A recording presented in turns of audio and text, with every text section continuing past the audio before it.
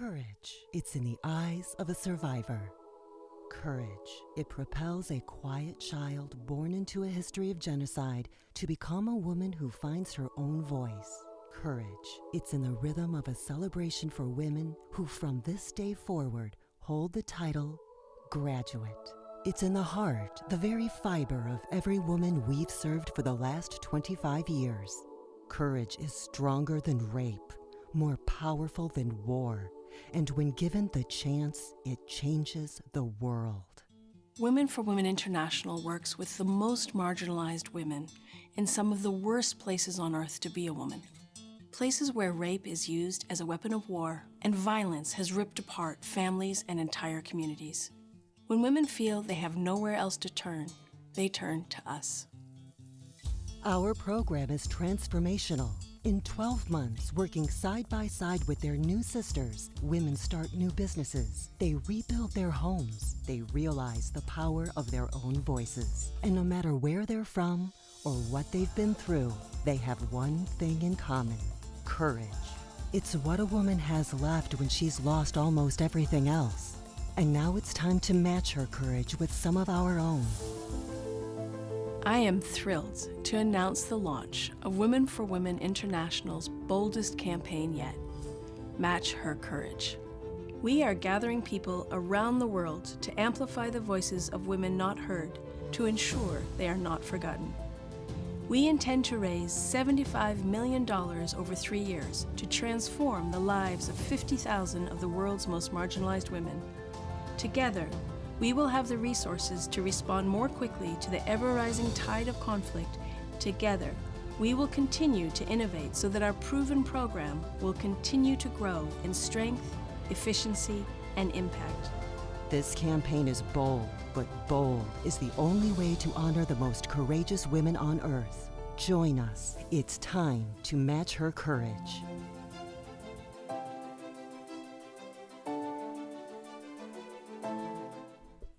Please welcome to the stage your host for the evening, Ellie Rogoff.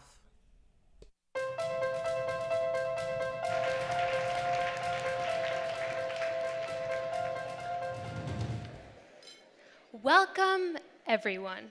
I'm truly honored to kick off this historic evening celebrating Women for Women International's 25 years of supporting nearly 500,000 women survivors of war. My name is Ellie Rogoff. I'm a sophomore at Brown University. Woohoo! When I was in high school, I watched my mother write these thoughtful letters to the women she sponsored in countries afflicted by war and conflict. And I read the letters they wrote back to her. My mother had never met any of these women, and she most likely never would. Yet, she cared about them, she felt responsible for them, and she respected them. I was intrigued by this group, Women for Women International, and I was compelled to action. I spoke to friends, classmates, and faculty at my high school about these women who were born into what seemed like hopeless situations, but had become educated business owners and providers for their families. And they got excited too. Together, we started the Women for Women International Club of Summit High School. Yeah, woohoo! Thank you. We grew to over 100 student members, both male and female, and we held numerous fundraisers and events that educated the school and my community. That's why I'm here, to show that one person anywhere, even a suburban high schooler from New Jersey, can be a part of this organization and make a real difference in the world. I'm fortunate that my mother shared these stories about the women with me, and I look forward to sharing them with you. Tonight, we're humbled to welcome graduates all the way from Bosnia and Rwanda who have come to meet you, their supporters, and to accept the Courageous Sister Awards. These awards recognize how these women have overcome extreme adversity and, using the skills learned in our program, created entirely new lives for themselves. Also, I am so honored to welcome one of the leading voices in foreign policy as our keynote speaker, former United States Ambassador to the United Nations, Samantha Power.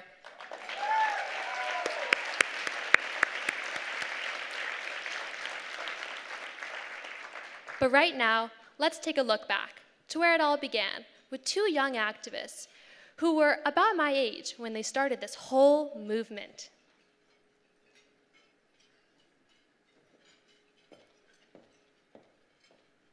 Growing up in Iraq, you couldn't express your opinion about anything. And so when I came to America, first I realized that there's, wow, freedom of expression. You don't get killed for speaking your mind. But in the same month, there were images of rape camps and concentration camps in Bosnia, and that they're front pages of Newsweek and Times Magazine. I felt that I have a responsibility as a human being because I knew what no freedom means. And that's when I talked to Amjad. I was like, there are people being killed and women being raped. We need to do something now. Everybody was desperately trying to get out of Sarajevo. Zainab was one of the few trying to get in. It was Zainab's genius to say, we've got to do something. Just complaining about it isn't going to do the trick. What can we do?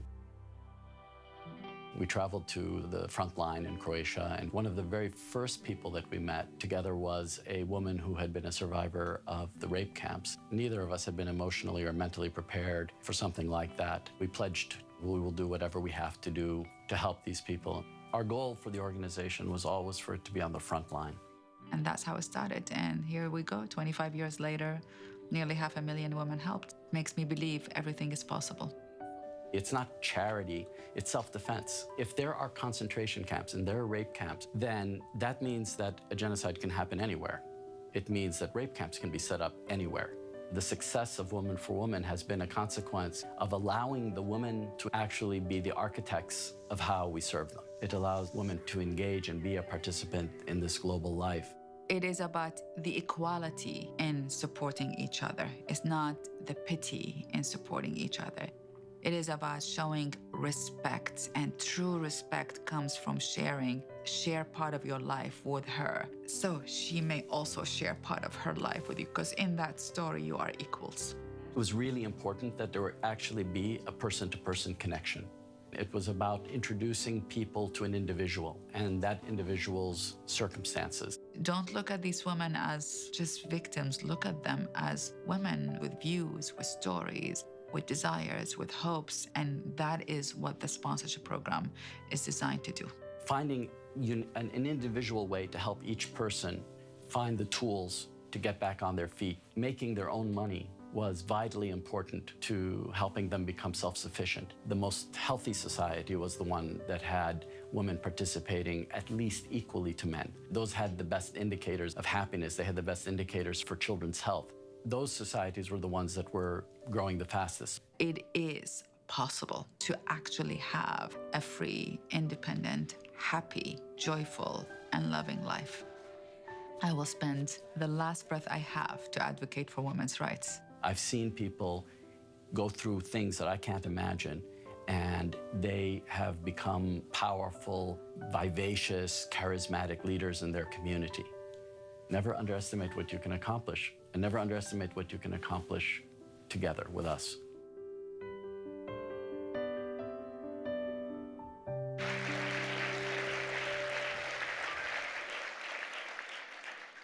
In these words and images, you begin to understand how much devotion, how much meaning there is in this work. Ladies and gentlemen, will you please join me in saluting these two incredible leaders who are here tonight, Zainab Salbi and Amjad Atala.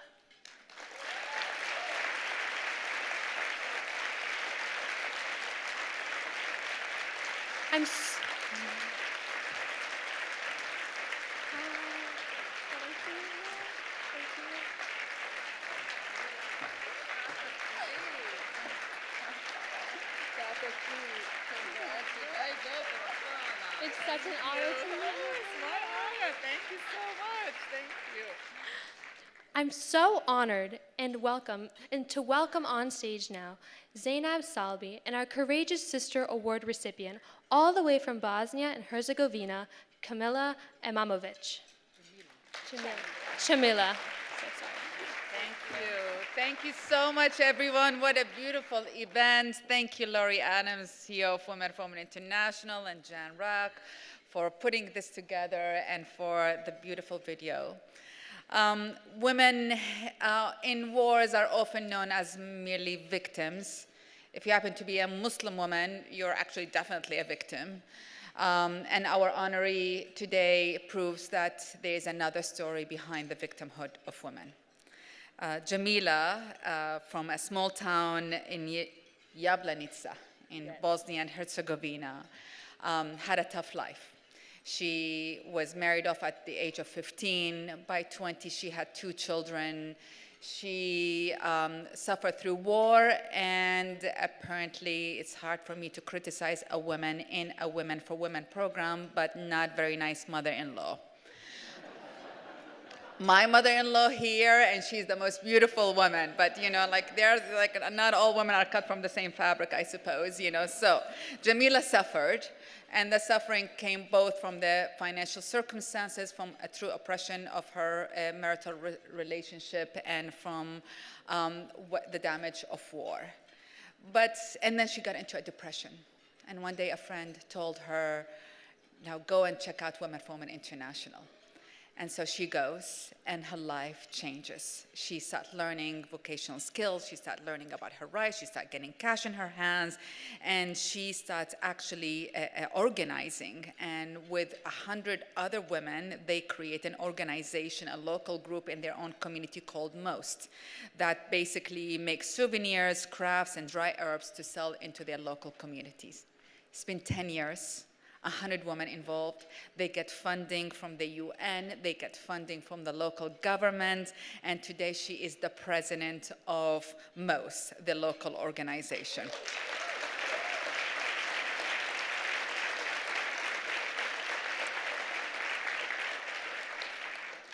It's, I'm always seeking what's the secret agent for change in women's lives. And I really believe it's inspiration. And all what you need to do is inspire women to show the possibilities of a better life. She's a testament that beyond victimhood, there is courageous, beautiful, determined, resilient, and knows what she wants to do women in all over the world. So please help me welcome and give the award to the Courageous Sister Award to Jamila. Hvala puno.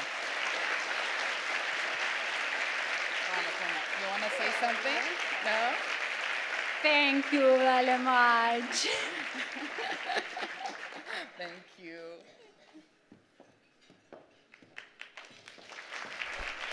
Please welcome to the stage Global Board Chair of Women for Women International, Jan Rock Zubro.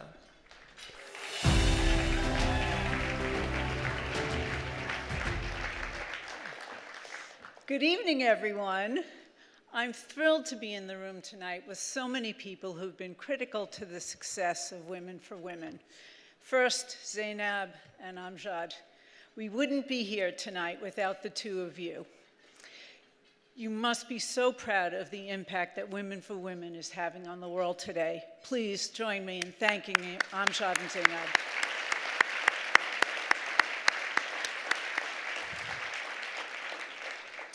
Next, I'd like to ask all of our board members, past and present, from both the US and the UK, to stand.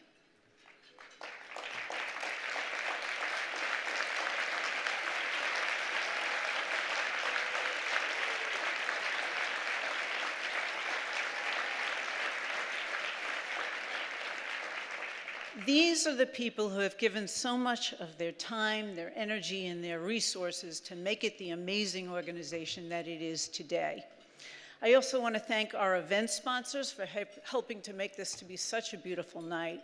And many, many thanks to our foundation partners, to Bloomberg Philanthropies, to Hyatt, to Novo, to Cartier Philanthropies, and BlackRock Social Impact, who confirm in their investment what I know to be true, that the Women for Women International model works, and it's needed now more than ever.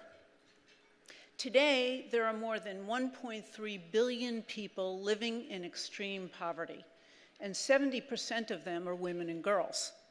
An unprecedented 68.5 million people are forcibly displaced from their countries, and conflict is on the rise. In these harshest environments to be a woman, sexual and gender-based violence is common. In countries such as the Democratic Republic of Congo and Afghanistan, the reports of abuse are as high as 70%. These are the places we go. These are the women we serve. When a woman begins our year-long training program, she enters an experience that honors the full scope of what she needs to regain her dignity and begin life anew. She learns basic hygiene and nutrition to care for her body. She studies a locally viable trade like beekeeping and tailoring or farming so that she can generate an income. And then she learns from our program how to invest that income so that she can keep providing for herself and her family. We have small classes of tight-knit women that each become a support network for one another, and there's idea sharing that goes on so that one woman can help another woman, and thereby rebuilding a community. Now, investing in these women pays off. On average, 1 year after graduating from our program, a woman increases her income by 86%. That's an additional $317 a year that she's able to sustain year after year. And while that doesn't sound like a lot of money to us, in the countries in which we operate, it makes a world of difference. It makes a difference to a woman who's barely surviving to now provide for herself and her family. And that incremental income, that $317, represents a 38% return on the total investment that you make to put a woman through our program. Now, I challenge all of you PE and hedge fund managers out there to produce that kind of return on a steady basis. And that's what Women for Women has been doing for 25 years. Because our program works so well, the demand is overwhelming. At each of our enrollments, hundreds of women show up and hope that they'll be selected. And sadly, every time we reach capacity. And most of the time, women have to be turned away and they have nowhere else to go. On the screen, you should be seeing a picture of our enrollment in Nigeria and the number of people that show up and have to be turned away. We must and we can do better. To that end, Women for Women International launched the Match Her Courage campaign with a goal of raising $75 million. And I'm pleased to tell you that with the $1.2 million that we've raised for this event tonight so far, we are now 65% of our way towards that goal, which is really incredible.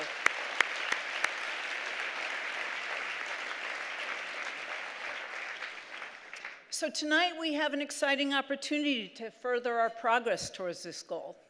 I want to acknowledge a brother and a sister who, together with their spouses, have made an anonymous gift of $100,000 in honor of their late father. These donors, who are in the room tonight, has asked that we challenge everyone in the room to give all that you can and match the courage of these women so that they have a fighting chance to be part of this transformative program. There are pledge cards on your tables, and there'll be staff members walking around the room tonight with iPads so you can make your donations by credit card. I thank you, and I stand with you in support of this wonderful organization, not just because of its proven model of success, but also because of its visionary leadership. Women for Women CEO Laurie Adams has devoted her life to humanitarian and development work in Asia and Africa. She has the heart, stamina, and vision to take this organization to new heights. Please welcome our leader and my friend, Laurie Adams.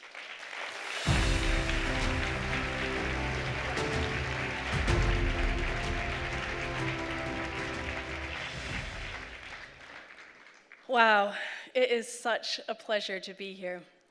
Thank you, Jan, and to all of you for joining us here tonight. The founding principles that Zainab and Amjad set out are as relevant today as they were 25 years ago. That a woman who knows her rights, who is healthy and who feels safe can transform her life, her community, and with all of us, the world.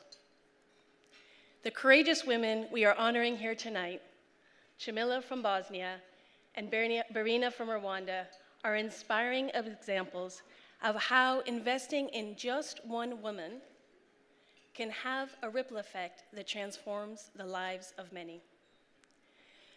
We should all be very proud tonight that we have served 500,000 women like Jamila and Barina so far.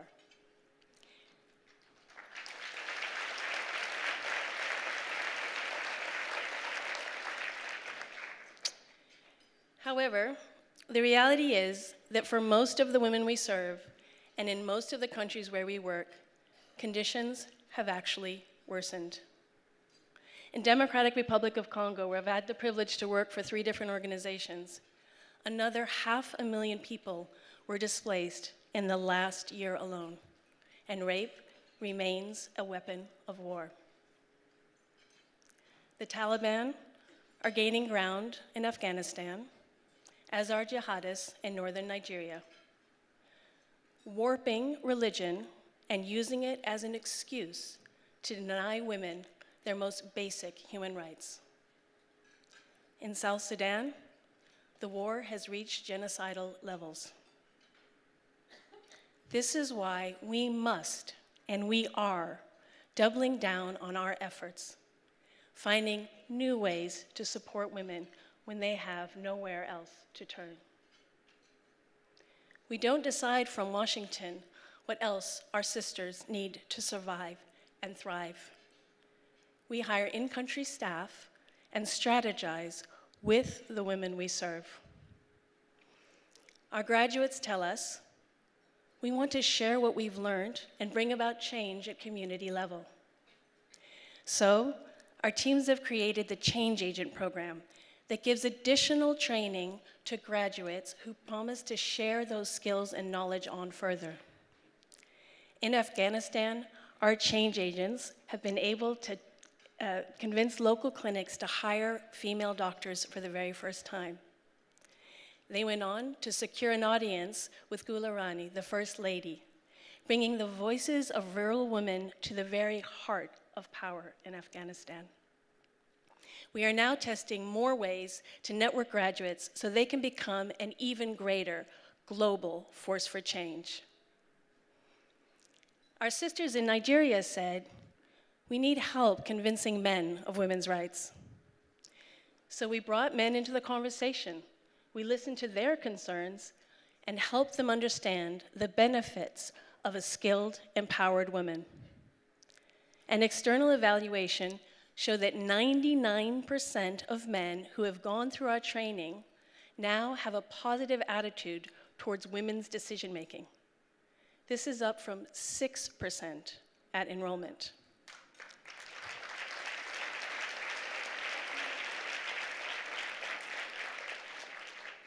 And what's really great is that even their children are coming to us to say that this has brought greater peace and happiness in the home. In the Congo, women have just reported through a focus group that we did this year that the biggest barrier between them and being able to sustain the impact of our work is lack of health care. So our team in Congo has been working with the women there to innovate a really fantastic micro health insurance scheme. This guarantees that women can access life-saving and preventative health care for themselves and their families in a country that is ravaged by disease. These initiatives have been designed to give additional support to women who can't rely on their governments for education, for health, or even for basic safety. We must also expand to the latest crises of our time. For if we ignore suffering and injustice, we give it room to grow. So that's why last year we opened a new office in the northern region of Iraq, where we now help Yazidi survivors of the genocide and other Iraqis devastated by the onslaught of ISIS, as well as Syrians fleeing their terrible civil war. Just this month, we celebrated our first graduation in Erbil, 261 Iraqi and Syrian women.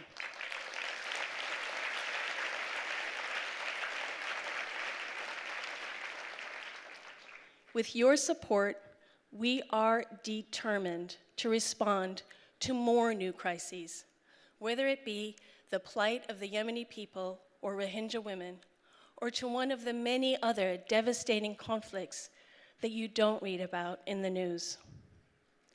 You see, there's lots of great humanitarian aid to address basic needs of food, water, and shelter. But Women for Women International provides a sustainable path towards long-term recovery, and that is what is needed. This important work requires a sisterhood of courageous women like Barina and Shamila, linked to all of you courageous people here. We have in the room activists such as Lisa Shannon, Lori Pastrone, Tracy Craighead, who inspired thousands to sponsor sisters through Run for Congo Women and Share Cookbook. We have in the room artists such as Sharon Davis and Lekha Singh, who made the Women's Opportunity Centers an enduring symbol of women's collective strength. Entrepreneurs like Preeti Malkani, who, inspired by the visionary team that started up Women for Women International in the UK 10 years ago, has just this month brought Women for Women to Germany.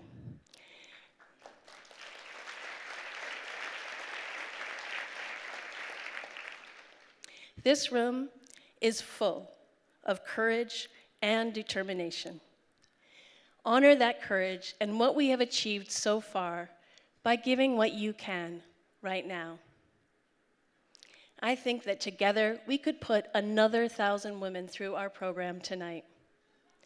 These women, like our awardees, Chamila and Barina, would take our investments and spread it to thousands more women. So pick up your pledge card, flag down one of our staff, do what you can now to be one of those that turns towards devastation and fear, to bring hope and courage through connection.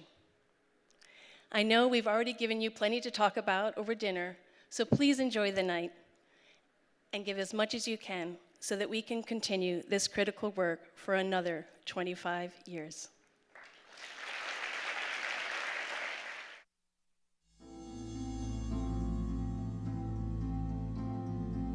Women are enduring horrific oppression, violence, and abuse in the most remote parts of the world. Their very bodies become war zones as they suffer vengeful attacks and rapes. They feel unheard, unseen, forgotten. By investing in women's rights, health, education, and self-reliance, Women for Women International has helped 479,000 women pull themselves out of this darkness. With seed money and financial training, our sisters have started their own businesses.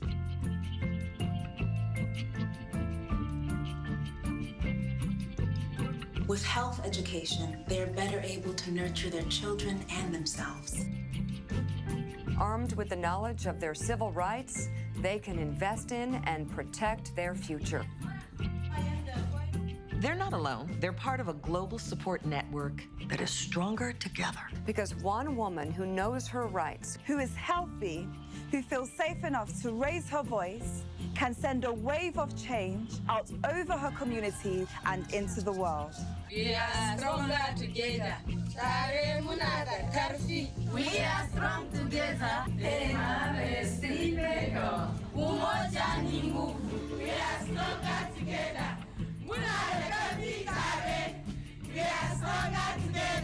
Courageous women around the world are struggling to pull themselves out of fear and poverty into a place of hope and basic human rights. Join me in giving them a fighting chance today.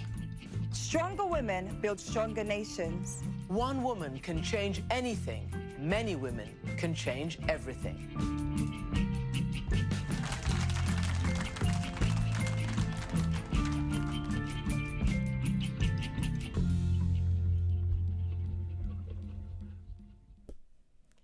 Please welcome back to the stage Ellie Rogoff.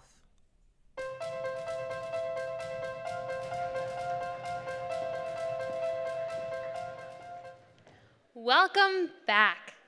I hope you all are filled with yummy tummies of food.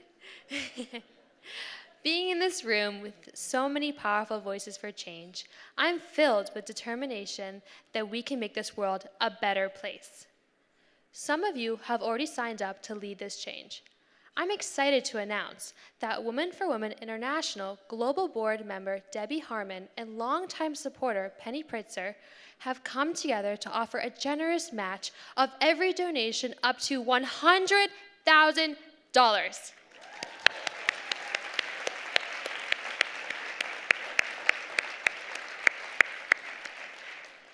Just like Jan and Lori both said, this will allow us to go into parts of the world where other organizations are not and give women the tools to build strong, sustainable communities. We hope you answer their challenge. Don't forget, pledge cards are on your table and staff are available with tablets to help you with your transactions. Now, I'm pleased to welcome Chair Emeritus of Women for Women International Global Board of Directors, Mary Zions, to introduce our keynote speaker.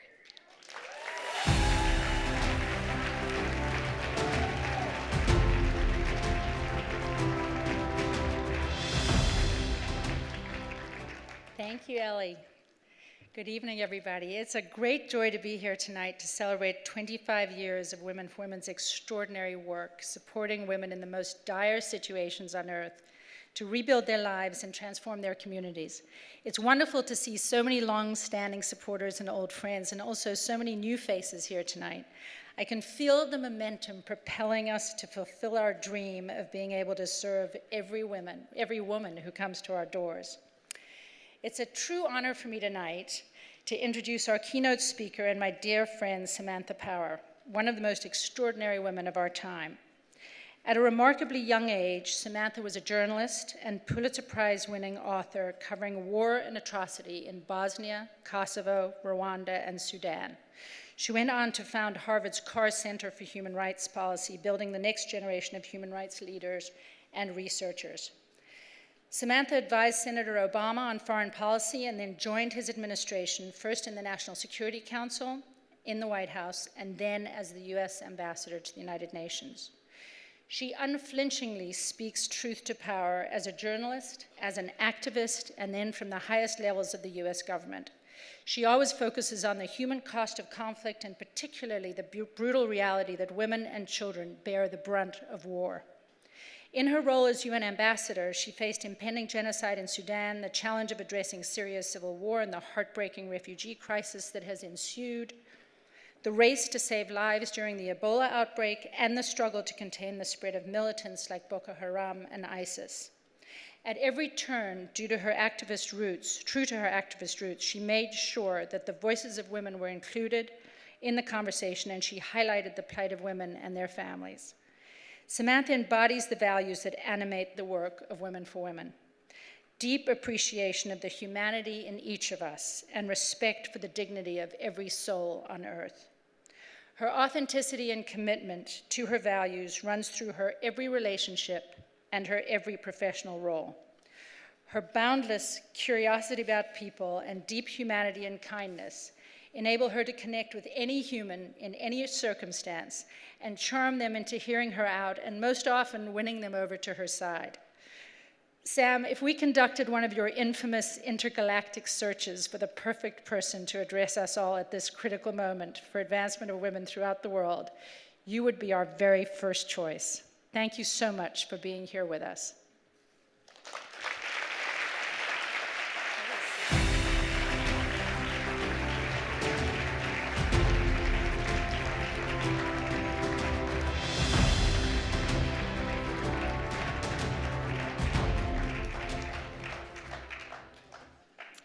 Good evening, everybody. I am so honored to be a part of this incredible 25th anniversary celebration of Women for Women.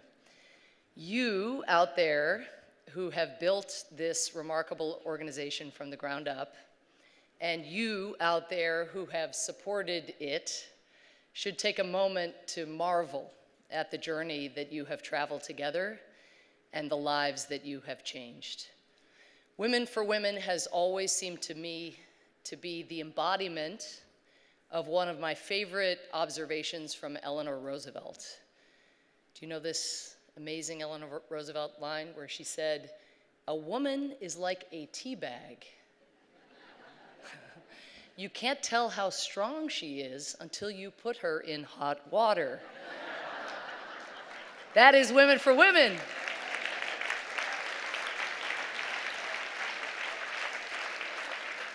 But tonight is, of course, more than a celebration of your grit and your resilience and your vision. It is a call to action. Many of us, most of us, I suspect here today, can count our blessings. We have not experienced sectarian violence or forced displacement, most of us. But nonetheless, I believe Women for Women has many essential lessons to teach each of us here today. I would like to focus on 3 of those lessons. First, to be women for women is in fact to be women for everyone. Before I elaborate on that axiom, let me share a grim fact that I think is not sufficiently appreciated, even in knowledgeable rooms like this one. Right now, today, this evening, more countries are experiencing some form of violent conflict than at any other time in the previous 30 years. Now, this is in part because wars are not ending in the way that they once did. They are lasting longer and longer, and that is requiring so much more of the women who are caught up in them. Conflicts that back in the year that I was born, 1970, lasted on average 9.6 years. Today, or back in 2014, the last time they've measured this, conflicts that ended that year lasted on average 26.7 years. It is no wonder that we have 67 million people displaced in the world. The wars are not ending.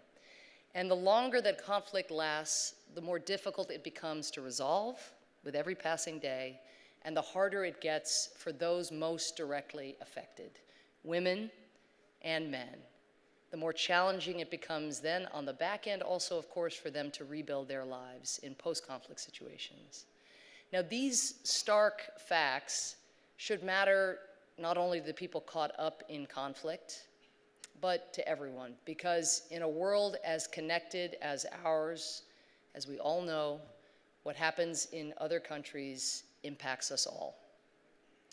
When an armed conflict today, as in this day, impedes our ability to stymie an outbreak of Ebola in the Democratic Republic of Congo, that outbreak can spread and can become a global epidemic. Closer to home, does anybody here doubt that the large refugee and migrant flows of 2014, 2015, which stemmed from conflict and from deprivation, does anybody doubt that those played important roles, maybe even pivotal roles, in both Brexit and in the 2016 US presidential election, both of which were settled by razor-thin margins? We are connected. There is no over there in the way that there might once have been. So we could discuss countless examples, but the bottom line is that it is in everyone's interest to reduce the length and the intensity and just the sheer number of conflicts around the world. But what does empowering women have to do with all of that? Those of us who believe that gender equality merits a very, very prominent place on the international agenda at places like the UN Security Council have often made the case that more equal societies are also more likely to be strong democracies. They're more likely to bring to bear more robust economies. Both of these facts, as you all know, are true.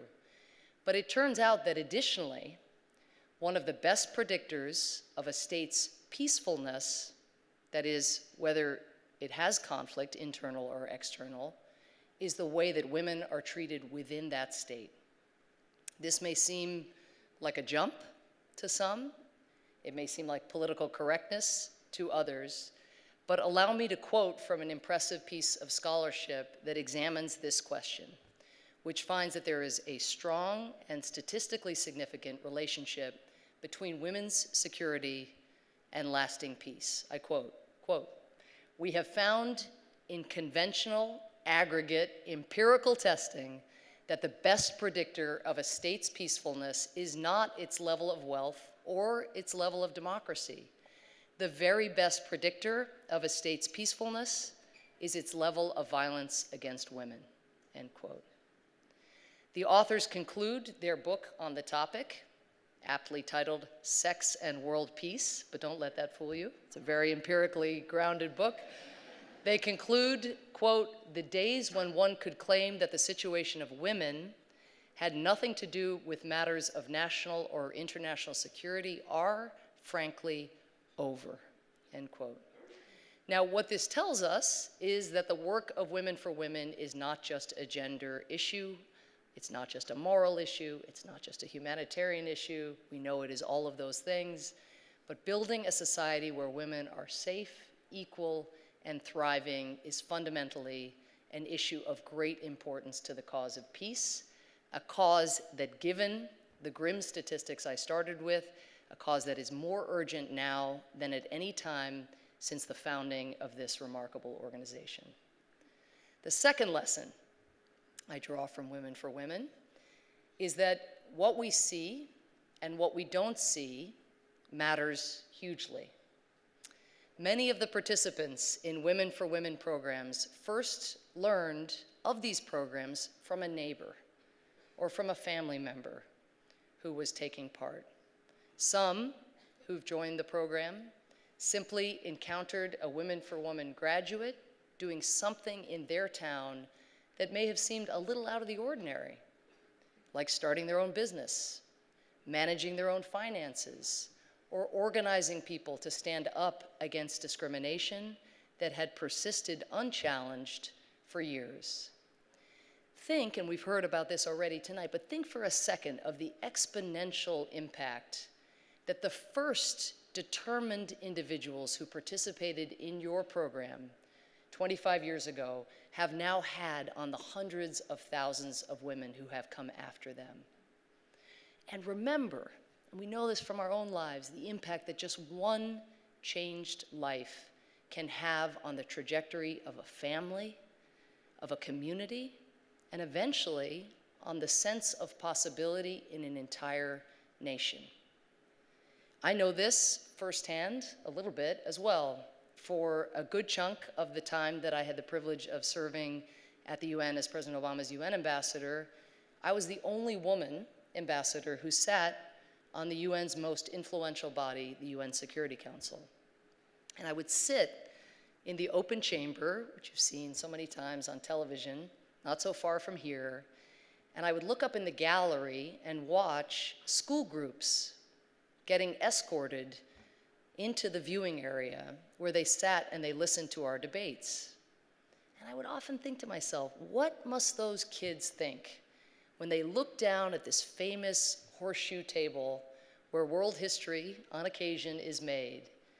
Surely the ambition, or at least the sense of possibility of the girls in those school groups will be influenced by this sight, this anachronistic sight of one woman seated beside 14 men in the UN Security Council.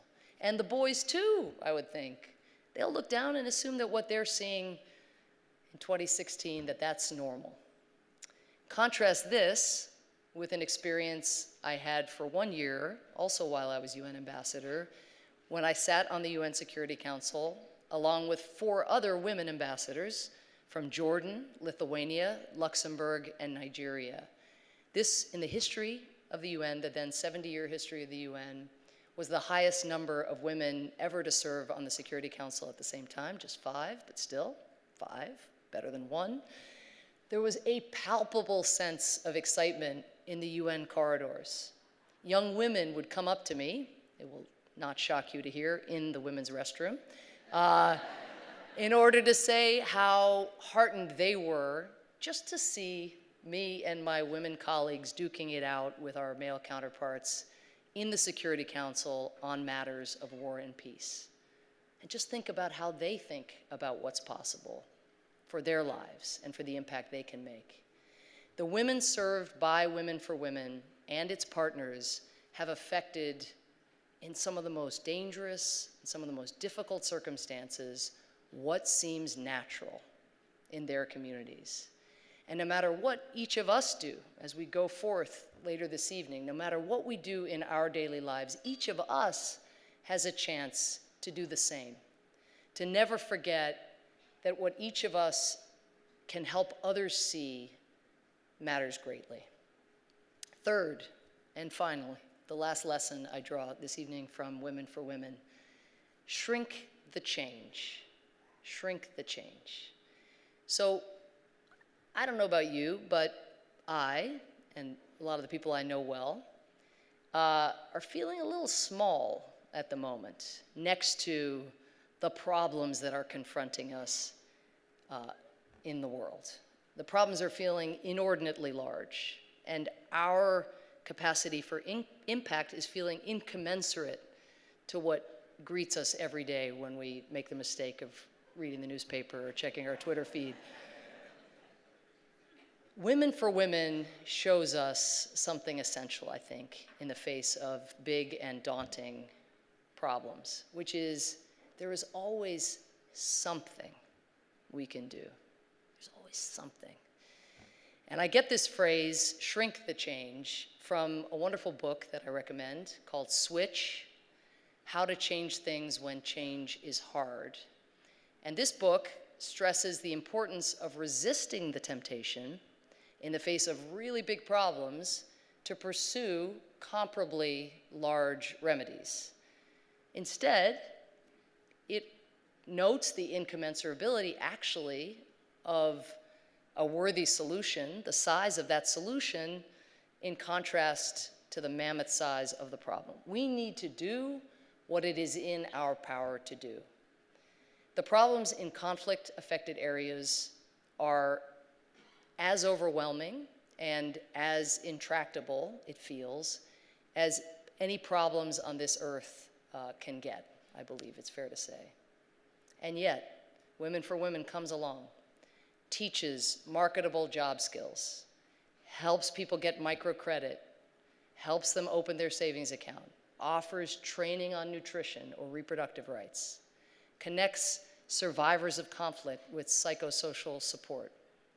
Now, these steps, these programs, these seem tiny next to conflict and displacement, next to the scale of harm that is out there. But the truth is, the scale of the changes that we mortals can make is often small. But at its best, it is going to make a difference in someone's life. And Women for Women reminds us, and the women who have been through the Women for Women programs remind us above all, never, ever to diminish the importance of making small change. Never allow yourself to think, I'm just addressing symptoms, not causes. Who are the symptoms? The symptoms of the world's biggest challenges are human beings whose lives it is in our power to affect. And Women for Women, I think, shows us that by shrinking the initial change, we may not be changing the entire world, but we are changing someone's world. What on this earth could be more important or more worthwhile? Everyone here probably has a favorite sign from the women's marches. Do you all have a favorite? Do you remember that sign? Some of them, I know, went a little too far, maybe. You wrote some of those signs that went a little too far.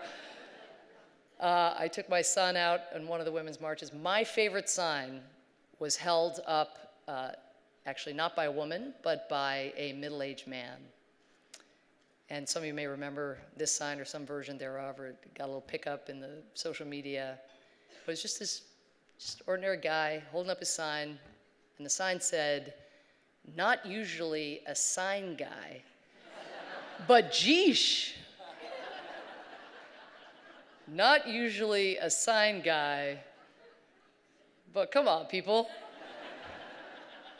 So my parting challenge to myself and to all of you is, what are we each normally not that these times require us to be, that these women inspire us to be?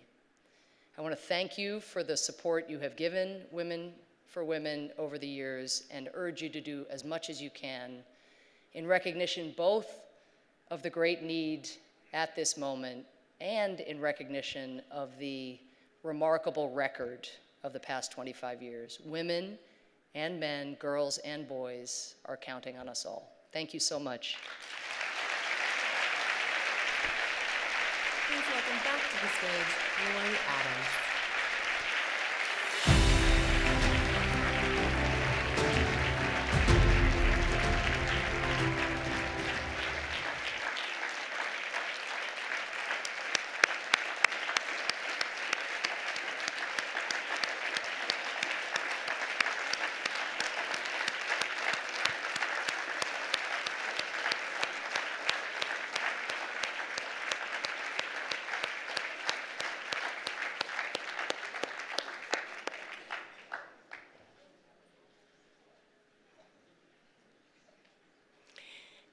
Thank you, Ambassador Powell.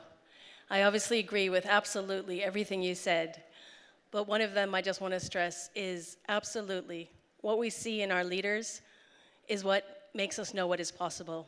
And you have raised that bar. You have made us all know that more is possible. So thank you very, very much for your leadership.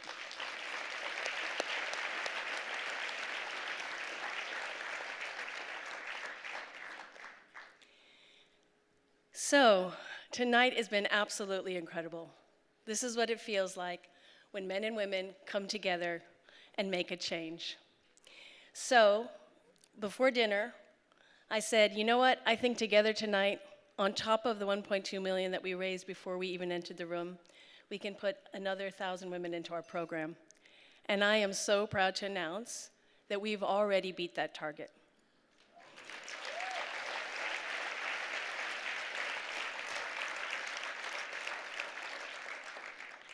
But part of why we beat that target is the very generous gift from Penny Pritzker and Debbie Harmon. As if you recall, they said, please match us again. So let's just see, how much further can we go? The image that was up during Jan's speech, I was there. Women just lining up, trying not to fight to get into the line that they thought would mean that they entered a class, going from line to see which line would get them in the class. So I still feel that responsibility, that obligation, that opportunity of the difference that we can all make together. And I think Ambassador Powell just made the case again, so absolutely beautifully. So, anyways, all of this is off script. I'm not supposed to say anything, but it's starting to get teared up.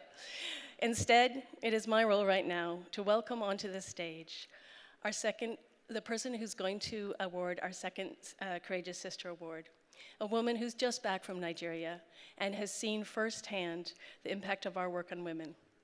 Please welcome our fabulous ambassador, Philomena Kwao.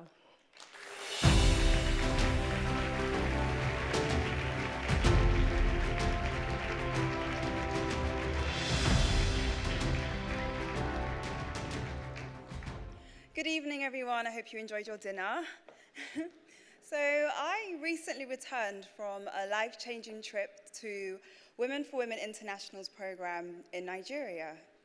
And there, I was deeply affected by meeting courageous women, just like Barina Karuba here. Please come join me. Thank you.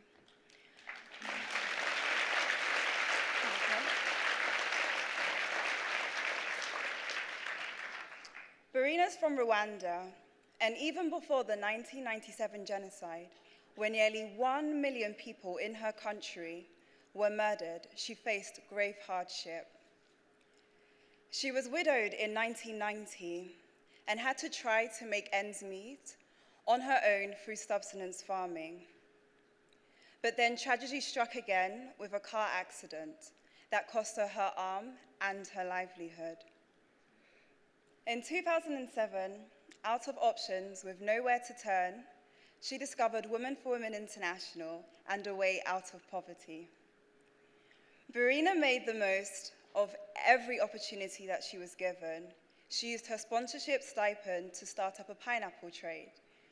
Through Women for Women International's partnership with Goldman Sachs' 10,000 Women program, Verena improved her business and networking skills and gained access to capital. Next, she leveraged money from the Rwandan government and financial institutions to expand her business. And now she makes pineapple wine that is sold in markets across Rwanda. Her brand, now please forgive me if I get this wrong, Iyumureve, which means taste and judge for yourself, employs 15 women and gives them income to change their lives too. Come on guys, please give her a round of applause. That's absolutely incredible. Just one woman helping others. That's happening for you.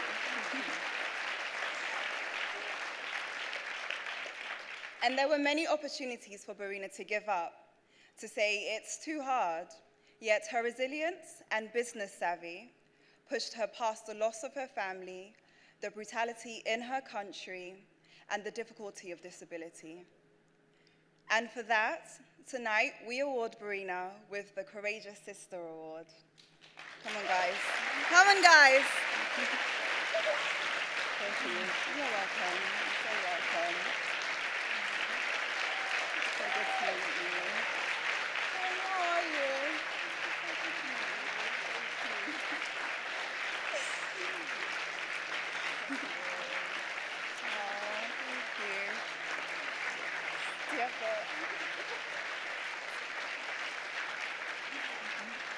Thank you guys. We're clapping for you. They were clapping for you. I mentioned my trip to Nigeria earlier. The women we serve and the lives that we have changed have left me a bit awestruck. To be honest, it took me a few days to digest what I had seen.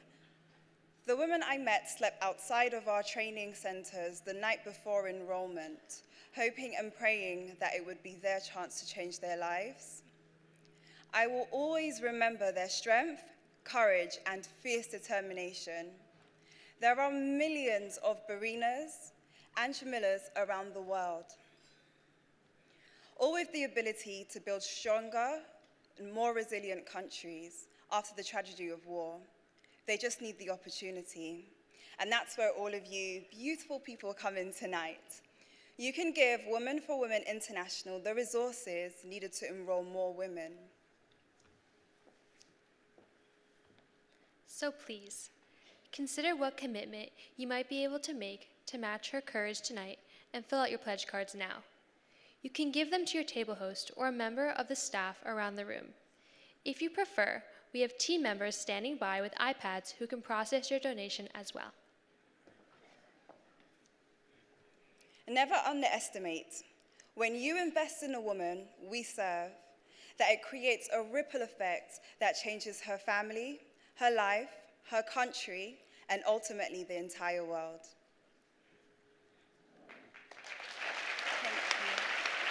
Thank you. Should we come down? Okay, I'll go down now.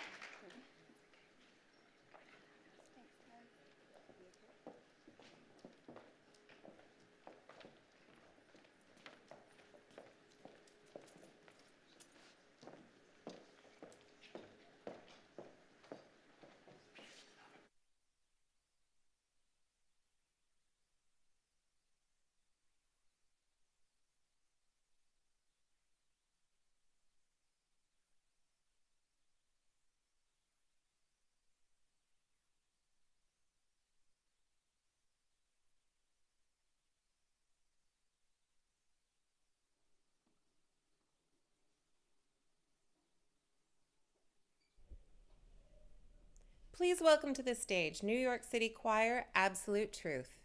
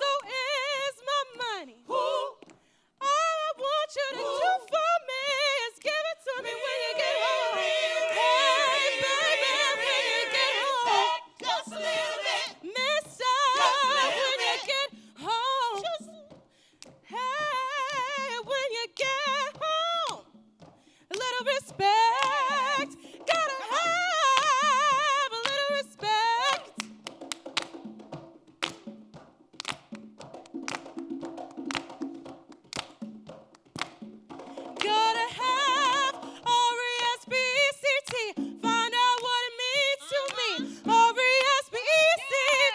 Take care, TCB. Suck it to me, suck it to me, suck it to me, suck it to me, suck it to me, suck it to me, suck it to me, suck it to me, just a little bit, baby. Just a little bit.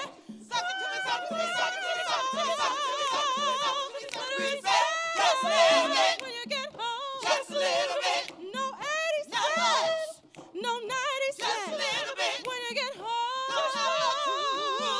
just a little bit. Not less, not much, not half. Just a little bit. When you get home, no more much.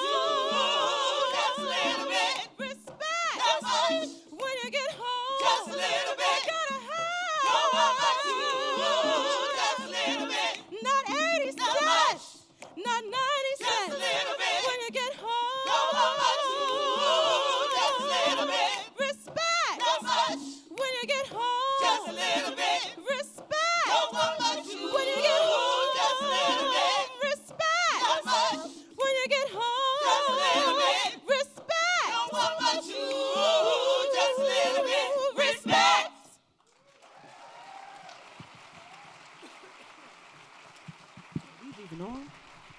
Please welcome back to the stage Lori Adams.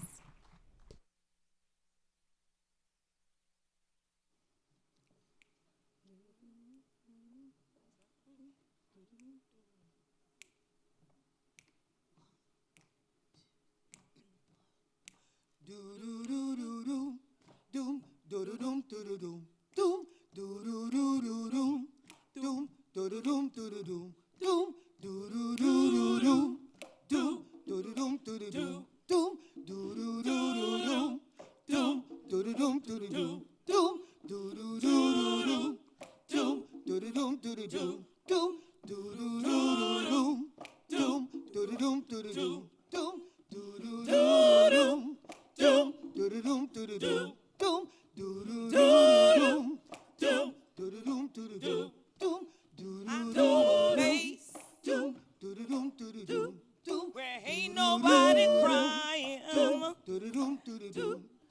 ain't nobody worrying,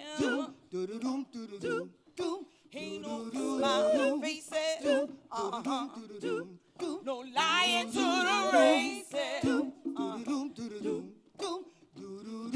Help me, y'all, I'll take you there. Help me now, I'll take you there. Somebody help me, y'all, I'll take you there. Help me, y'all, I'll take you there. I know a place where ain't nobody crying, ain't nobody worrying, ain't no smiling faces, no lying to the races. Come on now, come on and help me now, I'll take you there. Help me up, I'll take you there. Call and help me, I'll take you there. So play on, I'll take you there. Play on them drums now. All right, come on and play on. Play on them drums now. Come on and play on them drums now. Play on them drums now. Play on them drums now. It sounds good. It sounds good.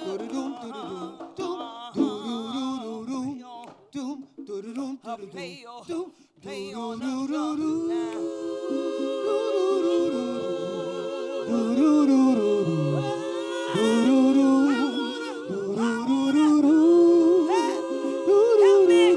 Help me now.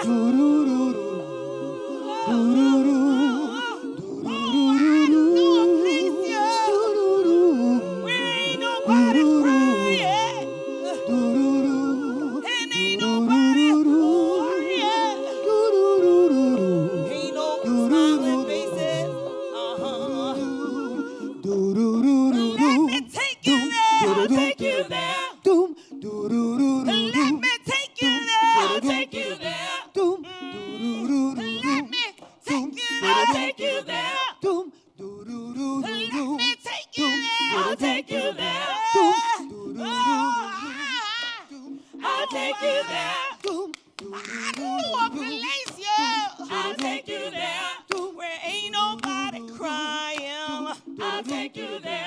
And ain't nobody worrying. I'll take you there. Ain't no smiling faces. I'll take you there. No lying to the races. I'll take you there. There'll be no crying there.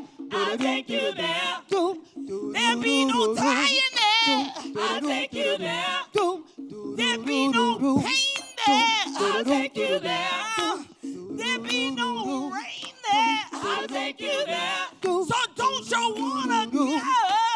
I'll take you there. So don't you wanna go? I'll take you there. So don't you wanna go there? I'll take you there. There'll be no pain there. I'll take you there. There'll be no rain there. I'll take you there.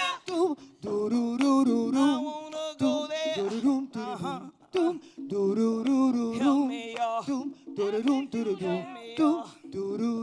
Help me. Come on, I need y'all to put your hands together. So don't you wanna go? I'll take you there. Help me up. I'll take you there. I see my mother there. I'll take you there. I see my father there. I'll take you there. I see my sister there. I'll take you there. I see my brother there. I'll take you there. So don't you wanna go? I'll take you there. So don't you wanna go? I'll take you there. I wanna go. I'll take you there. I wanna go. I'll take you there. I'll take you there.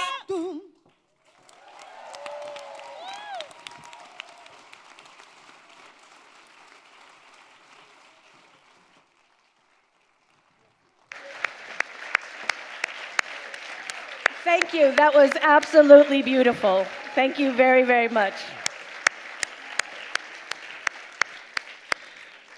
That was absolute truth, with another message about respect and about what we can all do to help each other get there. Absolutely beautiful. So now, all is left to say between us and the cocktail bar, the Women's Opportunity Center replica, the beautiful people to talk to, more dessert if you like it, is thank you. Thank you to all of you for coming out tonight.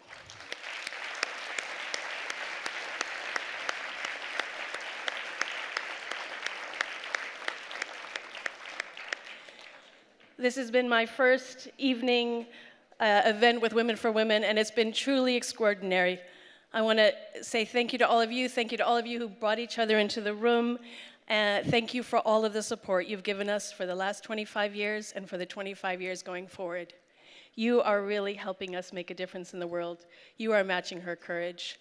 So please, let's enjoy the rest of the evening. Thank you.